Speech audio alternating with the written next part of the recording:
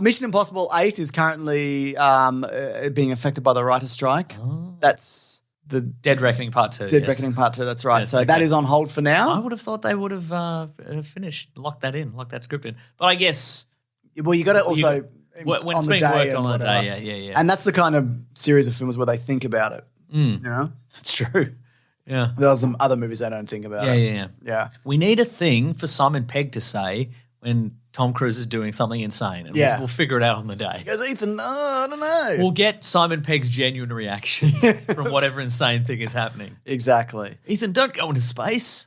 Oh, why'd you do that? No, I got to maybe go do something, I don't know. Yeah. I got to be on a computer. Yeah. And Emily in Paris has been affected. Didn't know that was still going. Yeah, no, it is, and it is affected. So bad news for Phil Collins' daughter, Emily in Paris. That's true. Mason. Hello. So that's good, is what I'm saying. Yeah. Good. Delay stuff. You know, people pay people properly. That's right. If they paid people properly, there wouldn't be any delays and we could all have Hollywood movies every day. Oh, my God. Isn't that what you want? Yes, a daily trip to the movies. I would love that. Yes. That's right. Oh, but James, what if they got all the demands and then they just made more demands? What if that? Not such a perfect world now, is it? Oh, wow. You really got me there. Let me think about that for a second. Fuck you. What about that? Oh, no. It should be an ongoing negotiation. Wow. Yeah. That's a great point, though. That was a little play we performed for you. That's right. I played dumb guy who emails in sometimes. Yep. This is my GQ. Chris Hemsworth had a big interview. Yeah, a bintterview. Where he sat down. They gave him a bintang. They gave him a bintang and he went for it. Binterview. Some of the things he spoke about, though, were very interesting. One being Thor 4, last Thor that came out, and maybe just last Thor in general. We'll see. Maybe. I don't think so, though. He says, I think we had too much fun. It became too silly. It's always hard being in the center of it and having any real perspective. I love the process. It's always a ride, but you don't know how people are going to respond. Now, there was obviously a negative reaction to Thor 4. Doesn't the interview also say that his kids made fun of him? Oh, that was the for next being in part. Thor And his 4? son's friends made fun of him. And his son's friend. But I think the thing They're 8. They should love everything. That's what jumped out at me is that 8-year-old children do not have any yardstick for quality at all. But maybe Hollywood kids do. Maybe they do. Maybe they're seeing so much. Maybe horrible Byron surf rats do. Maybe they do. Yeah. So that's a pretty fair response, you know. Yeah. I feel like there's probably takes and cuts of that movie you could make which would improve it dramatically. I see. You know, but less kind of like, oh no, I fell over or whatever. You know? Yeah. I've stood up instead. Yeah, I stood up and I'm brave and I'm not silly. Yeah. But he did talk about how like Thor will have to change again. So there was like the first two kind of go hand in hand and then the 3 and 4 do and whatever. Okay. And then next time something else or whatever. This time he's a doctor. This time he's a Dr. Thor. Yeah. I'm a surgeon, he'll say. Yeah. Thou is a surgeon. That's right. Yeah. I'll just lightning bolt you open and I'll fix that old ticker in there. That's right. And then I'll lightning bolt you closed. He also said about his kids, I got a quote here. It's a bunch of 8-year-olds critiquing my film. We thought this one had too much humor. The action was cool, but the VFX weren't as good. I cringe and I laugh equally at it. So there you go. That's cringe, Dad. That is very cringe. Dad, that's cringe. You also What you've done is cringe there. Dad, your career is cringe. Yeah. Dad, Girl Ghostbusters was cringe. Am I going to get that? My kid's going to be like, Dad, your podcast is cringe and Meso is cringe? You might, but unless you don't Get a better podcast host is too cringe. Oh no!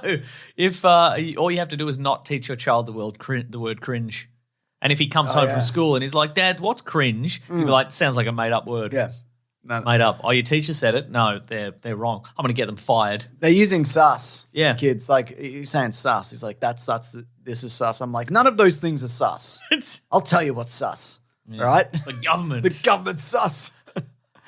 So, yeah, he also mentioned how, like, he was kind of, like, bummed out that he couldn't work with, like, Scorsese because Scorsese's like, there's only one true comic book movie and it's the movie Joker. That's what he has said, That's what he has said. Yeah. And I want to be clear after the fact that I have nothing to do with the movie Joker, but yes, and I haven't seen it. Yet somehow most of the marketing campaign about that movie was Martin Scorsese, but Joker.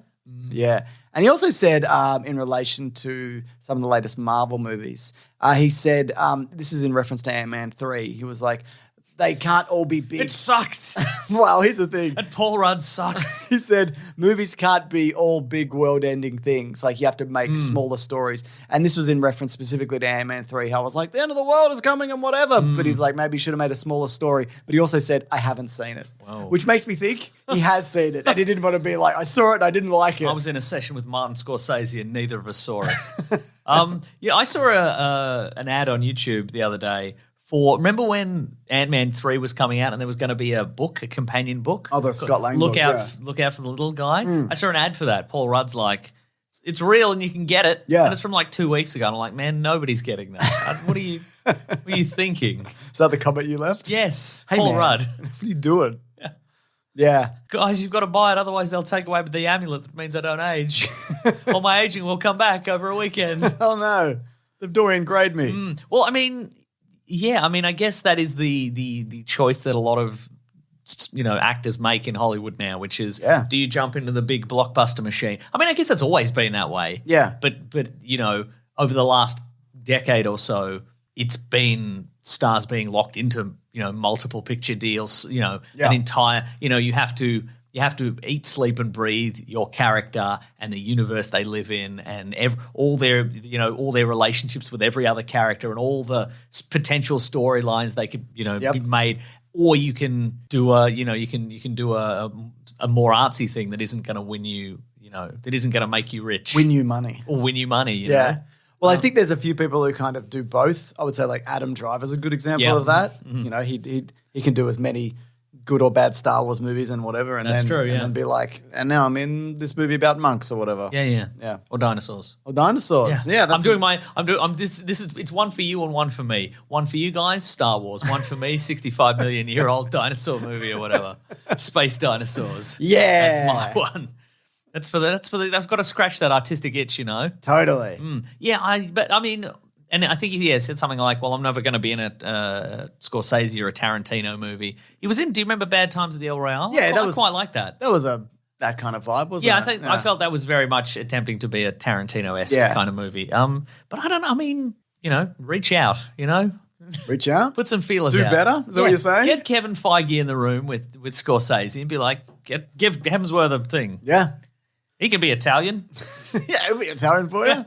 Absolutely. Yeah, that's right. Yeah. You can't stand up. Yeah. He'd have to be sitting down. He'd be a little Italian. They'd shrink him down, I feel like, I like Bradley Cooper. You like Bradley Cooper. Yeah. Sure. Mason, Captain America 4. I'm just saying Christopher Capricciosa.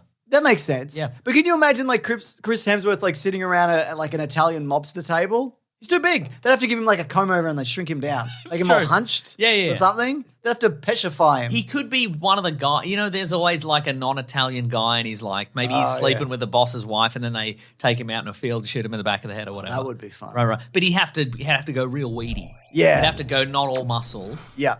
And be all weedy. And Bill Paxton, True Lies, moustache. Yes, James Woods, Casino. Perfect. These are perfect examples of examples. movies we've seen because we've seen most movies and we understand all of them. That's right.